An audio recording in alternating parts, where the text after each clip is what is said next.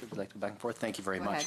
I just want to pick up on where I left off on the last conversation, and we talked about affordable childcare, and that's something that's important to me and important to us. And I know you've certainly taken some steps. And in your previous response, you said, you know, the pilots have been chosen in places that would most likely help the right people, and I'm sure that's absolutely true. But at the same time, I guess I find it a bit odd that the policy is completely universal. And I have actually heard feedback from people who said, why are we eligible? We don't need this help.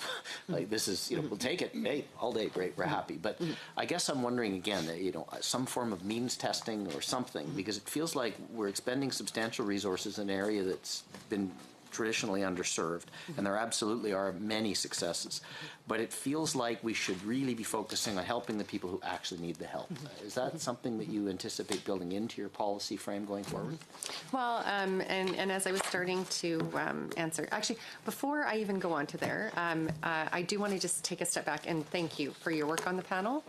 You put tremendous effort into it. I felt that you engaged in that nonpartisan process in good faith, and I was really thankful for your commitment to the whole process. So I want to say thank you for that, because I forgot to mention that earlier.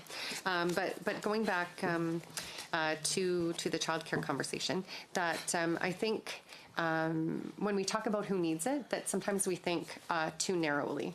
I mean, is it someone who couldn't absolutely afford and is making that choice between diapers and childcare? Absolutely, we want those people to have access to it. But it's much broader than that. And as I was starting to reference, that there are professionals who right now, with the cost of childcare, are going back to work basically to break even.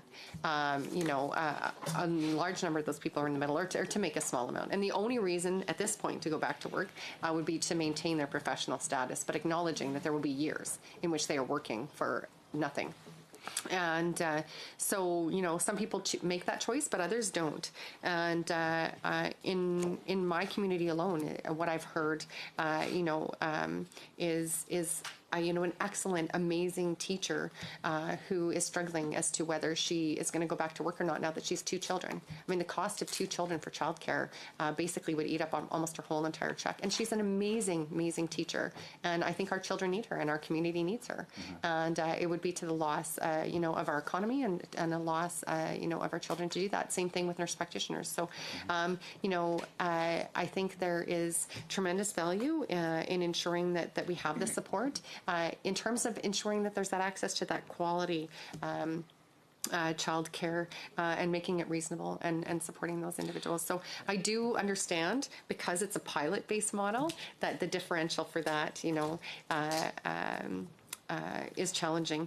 But again, as a pilot of a universal affordable, to capture some of that data around what it means to families who you wouldn't traditionally, you know, think of as needing like just the money piece, but it's making a real difference in terms of our communities. And I guess I'd love to see that data. That'd be really interesting to see that, because again, you know, you're right, those examples I would hope would be captured in a model that would work, or even some kind of subsidy, if not entirely covering, would make a lot of sense. Yeah. There's some folks who are well beyond that, you know, who are really, you know, senior executives. There's not that many of those. There aren't, but it's not zero, yes, right? no. And so you look at that and say, okay, if we're going to allocate scarce resources, let's, even if we're just going to take it's 5% or whatever that is, you know, that's a group of people who would get service who otherwise, you know, wouldn't. So fair enough. We'll move on. Your time is short here. So page 23 of the business plan, resources have been put into survivors of residential schools in the 60s scoop, and I think that's something that's long overdue, and I think that's very important. But what I'm interested in is it's the survivors of the 60s scoop and the residential schools themselves absolutely need those resources, but we of course also have great challenges with intergenerational trauma. Yes. And their immediate family members and extended family members. Do your strategies include that intergenerational trauma piece of different, you know, casting a wide net, or is it limited only to direct survivors of 60 scoop and residential schools? No, that's a great question. I mean, I think the intergenerational trauma, spans for a number of reasons. I mean, when I think back to the fact that they couldn't even leave the reserve without permission, we can talk about residential schools and 60 Scoop as being some big examples, but just the general oppression over years and the trauma that endured because of that is something that we need to apologize for, but also to do things differently going forward and make sure that we support healing ongoing. So, we are doing work at this point. I briefly referenced our foundations of caregiver support and the fact that all of our agencies and moving forward to support all of our staff as well as provide our caregiver providers, foster kinship, would have the tools to look at things from a trauma-informed perspective and ensure that they're supporting our children going forward to have that resiliency. But I expect to hear a lot more as we go forward in terms of developing the action plan. That dealing with the historical trauma was certainly one of the was factored into one of the recommendations from the panel, and that we'll be talking to the communities about what that looks like and what they need to be supported to heal themselves. Good. Thank you very much. And on a similar vein, then Jordan's Principle, Key Strategy 2.3 on page 25, and you've got a good explanation of Jordan's Principle.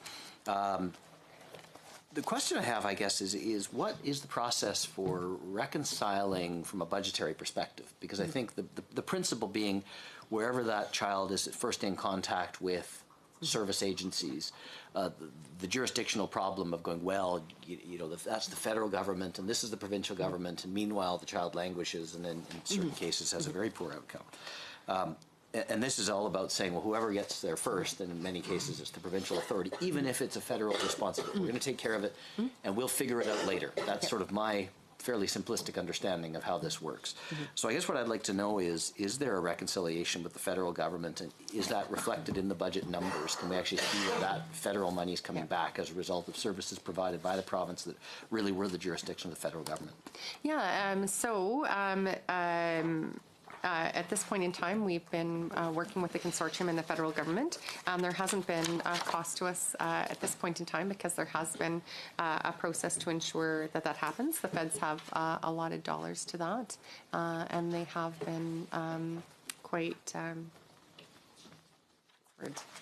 They're good partners. Good. So there's not, and that, I'm actually very glad to hear that, and I have to say a little surprised, because this sort of feels like a kind of area where there could be a bunch of jurisdictional wrangling and pinching pennies and all of that. So you're saying that, in fact, the money tends to come. Is that, because I've noticed there's an increase in federal transfers in the budget. Is it reflected there? If I look at the other federal transfers on page 28 under revenue, the budget for 17-18 was 24 million, and we actually ended up with 70 million. Is that where that would be captured, or is that something else? So primarily, Jordan's Principle applies to health. So where you're going to see Jordan's Principle reflected would be in terms of working with them on the health budget. The primary increase from the federal government is thanks to the over $45 million they gave to us for the early living and child care centers. Okay. So it's interesting, though, because performance measure 2B on page 25 does percentage of Jordan's Principle requests assessed within 48 hours. So obviously there are Jordan's Principle requests that fall within your ministry, but that's not a financial transaction so much with the federal government? So certainly our ministry has been appointed as the lead within the government of Alberta for Jordan's Principle, although when it comes to the actual cases, they do tend to be in health. So from our perspective, generally the programs already exist in order to ensure we have the supports for the children who fall into our care. So it's not been an issue that we've had to manage. Okay, good. Do you track the average amount of time it takes to fully implement OCYA recommendations? Or is that taken on a case by case? So, I mean, the Child Youth Advocates recommendations vary in complexity. Some of them are very easy and simple and straightforward to implement, and others may, for example, have to do with dealing with the root causes of children being brought into care in Indigenous communities, which is a very long-term, complicated issue which it'd be somewhat difficult to even ascertain completion of. So we're certainly have worked closely over the last year with the Child Youth Advocate to ensure that relationship has been enhanced so that everybody is very clear as to what success looks like for the recommendations, and to ensure that we can be really clear that we all know when we've achieved success. But in terms of how long, I mean, they vary because of the complexity. Thank you. Yeah. Thank you, Minister.